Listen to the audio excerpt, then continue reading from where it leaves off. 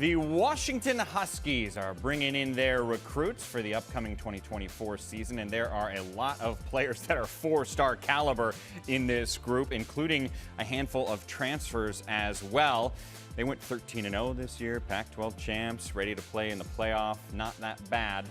Might as well bring in the AP National Coach of the Year, Kalen DeBoer, now, who's joining us. Coach, congrats on that. And let's talk about this group. Only your second full recruiting cycle at Washington. What have you learned about recruiting to this program in particular? Yeah, I mean, it's a program that's got a lot of tradition and history, and people are aware, of the University of Washington when, especially on the West Coast. There's a lot of alumni that have gone places, and it's been something that's really a pleasure to do. We have a lot with the academic piece tied in with the football piece that I've shared, and as we've gone through the last 2 years, we've really been able to add to that tradition and be able to recruit to a program now that's won 24 games in the last 2 seasons. I mentioned you're in this unique spot where you got to focus on signing day, obviously, but there's this game in 12 days that's pretty darn important. How have you balanced the last couple of weeks of preparing for a playoff while also trying to finish the deal of this signing day? Yeah, it's the whole staff just involved, and all hands on deck, on and off the field staff, getting on the road and doing the home visits and making sure we're taking care of business there. But there obviously is a game planning piece and getting ready for the Sugar Bowl, and certainly excited about that. So the guys finished up their finals, got a chance to get away for a few days, and now we're ramping up the practices and the preparation there. So it's actually fit and very similar to the model we had last year, getting ready for the Alamo Bowl for the most part. But it is exciting. A lot of things to handle, to manage, but I got an experienced staff that's all over it. Let me ask you about some of your players. You're bringing a quarterback, DeMarcus Davis, who barely played much his first 2 years of high school, but then when he did play, he was impressing a lot of people. How come?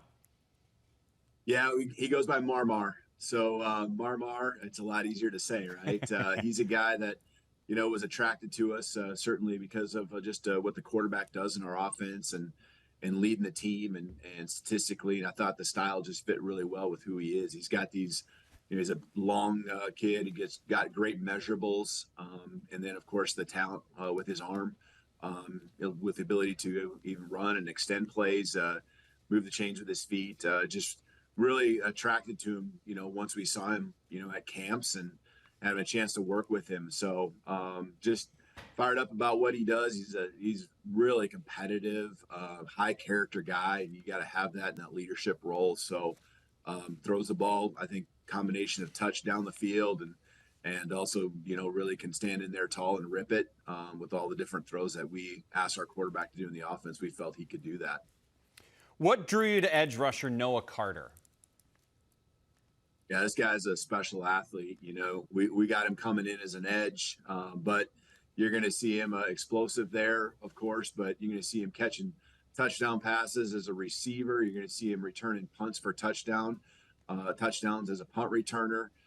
He can do it all, and just so comfortable out in space, but, just an attacking defender that is an elite athlete. So we are super excited about Noah and what he brings to the table. When do you leave for New Orleans, Kalen? We leave the 26th. Yeah, we leave that afternoon, and so that'll be here before we know it. We know how quickly time flies, but the guys are enjoying the journey and working hard and ready for the big challenge. Well, congratulations on the season you had on this incoming signing day, and best of luck in the upcoming playoff. I appreciate it. Thank you. Kalen DeBoer is bringing in guys, and man, did he go to the state of California, huh? We've talked throughout the last hour about how many talented players are in that state, which is very soon going to be officially a Big Ten state.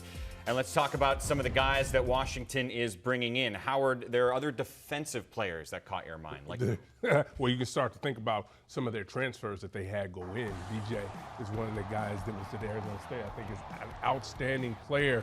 One of the things that I really noticed about their transfer guys They are polished players. As far as when they were coming out of high school to where they are now, their ratings have jumped substantially with all of them, and he's another indication. When you have a guy that has played as much football as he has and been so successful, it's really going to help your program. You heard him talk about Carter.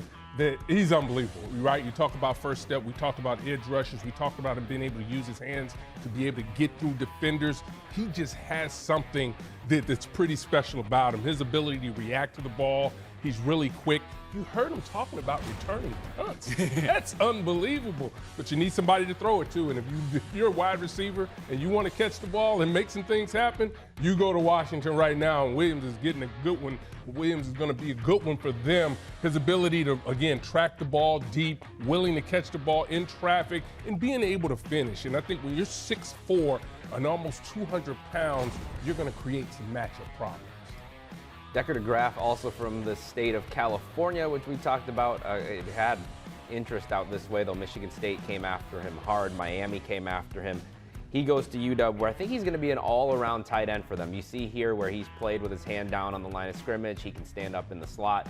You get a lot of these big receivers now that get converted over to tight end. This guy's a true traditional tight end who can do a little bit of everything. And Big Ten footprint.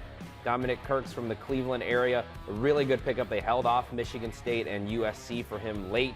6'5", 255 pounds, going to get bigger, comes from a basketball background, really outstanding athlete. Only just started to dedicate himself more to football the last couple of years, and you could see the light bulb really come on as a senior.